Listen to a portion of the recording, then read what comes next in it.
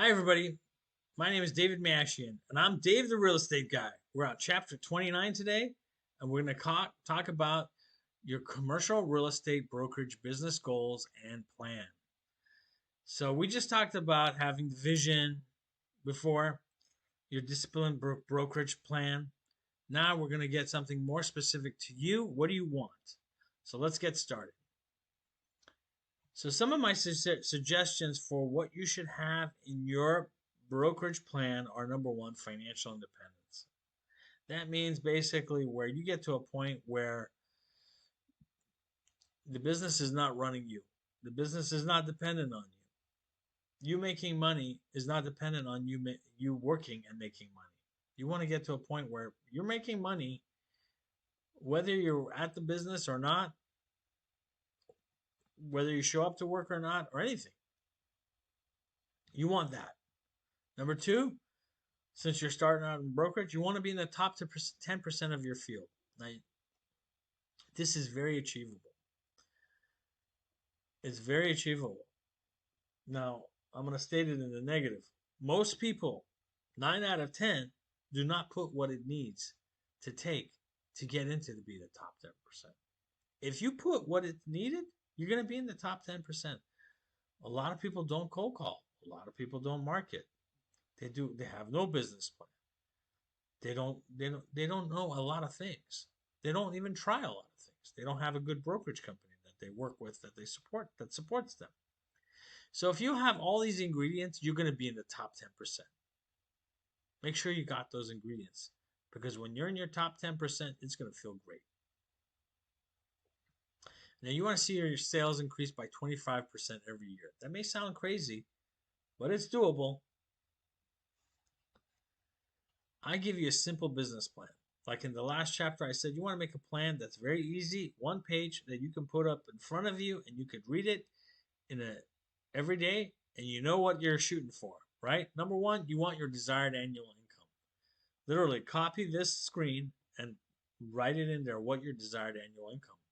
Number two, what does that mean in income per month? Let's say your desired annual income is 200,000, right? Divide that by 12 and there's your income per month. What's your annual sales volume that you required? So you got to figure out what are your splits, what's your average commission per deal, what kind of deal do you need to make, what's the size of the deal that you make for that commission, typical commission, and then you're going to realize, well, I need to make whatever. Let's say I need to make three $400,000 deals close every month to make my desired income. Or I need to close $2 million or more every month to make that deal, to make my volume. Okay, so that's how you're going to figure out number four, your sales volume per month. This is going to be a very easy way of knowing whether you're on track or not, right? It's going to be right there in front of you. I need to make this much. Otherwise, how am I going to reach my desired annual income? Now, number five is, what does that mean in terms of listings per month? What size of listing in terms of dollar size does it need to be? Number six is, well, to get, let's say make it simple. One listing per month, $2 million listing or more. Okay. How many listing proposals do you need to make to get to that point where you get a listing? How many proposals? Okay. Well, that's going to take me two, maybe three proposals a week. What does that mean? Meetings per day. Well, I'm going to need to at least make one meeting a day. And maybe as a week, I'm going to need to make 8. This is your plan, and it's all up to you. Nobody's telling you anything. If you want to keep it simple, make it one listing per month. How many proposals per week? Make it one proposal per week. How many meetings per day? Make it one meeting per day. How many calls per contact or contacts per day? I don't know. Pick a time. Pick a number.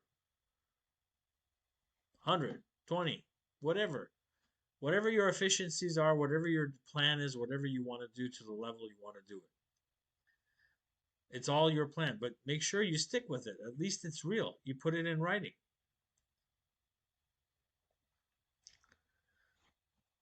Something that'll give you a perspective about yourself is, what is your time worth, right? If you have a desired annual income, which you already put, you want to make sure what is your time worth based on your desired annual income. And you want to divide that by 250 working days per year, right? You don't work 365 days.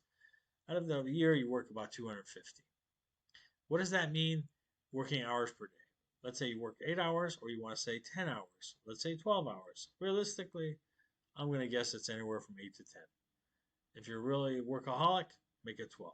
Whatever makes you happy. And break that down into an hourly rate. Divide number 2 by number 3, and there you got. You got your hourly rate.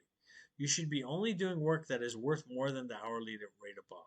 So if your hourly rate is $100 an hour, and you're sitting there doing something, blogging, or doing transaction management, or faxing, or copying, or emailing, or whatever it is that you could be hiring somebody to do, then you should be hiring somebody to do that.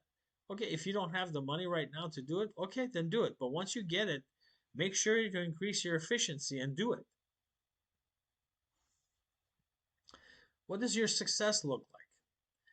So before you set out on an action, imagine the success you want to achieve, long-term and short-term. Really see it. I already talked about this before, but see it.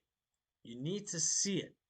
You want to see your long-term goals. You want to see your short-term goals. See yourself see and feel yourself enjoying your success, having your success.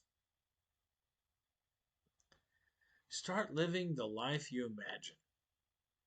If one advances confidently in the direction of his dreams and endeavors to live the life which he has imagined, he will meet with success unexpected in common hours.